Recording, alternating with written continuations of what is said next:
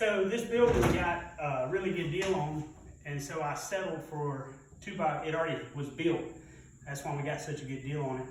And it only has 2x4 rafters. Structurally, it's sound.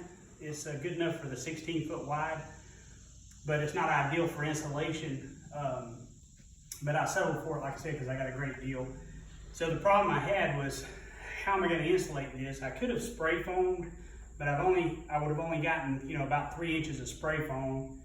And yes, they say it has the most R value and it seals it good and all that, but money was an issue for us, because just to do this was going to be quite a bit of money. So it was kind of cost prohibitive for us. So I started looking at what else we could do. And if you'll notice up there, you'll see there's a continuous ridge vent right down the center. A nice ridge vent that's open with a screen to keep bugs and such out. So I wanted to have airflow, ventilation, because condensation and mildew is really a problem in buildings. So this building has a nice soffit. I know you can't see it from there probably, but you might can see the light coming in. There's a soffit here that's not completely sealed. It is closed with wood, but it's not airtight, which is a good thing. So I wanted to utilize the cross flow of the air from this soffit vent up to our continuous ridge vent.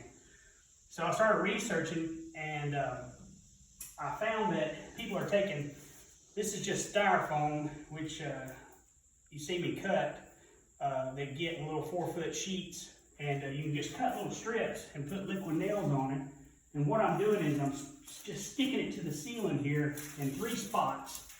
One right next to the rafter, making sure it goes down at least over the soffit vent. And you see that liquid nail works really great.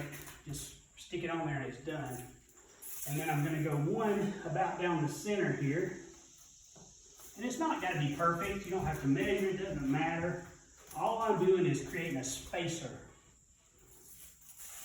And these are 3/4 inch. So I've got a 3/4 inch space, and I'm going to put one down this side of the rafter. And in essence, what that does is it's going to create 2 air channels here, where air can go up from the soffit vent along your roof deck and out the ridge vent. And what this does is acts as a spacer to hold our radiant barrier off the deck. The 2 things that are important about that, from there again, I'm no expert, have no idea, I've never worked in insulation before. This is just what I've researched. But the idea, first of all, radiant barrier, supposedly according to the manufacturer, you really don't get any good radiant barrier from radiant barrier until you have an airspace on the other side of it. In other words, you want an airspace between your radiant barrier and your roof deck, or the source of your heat.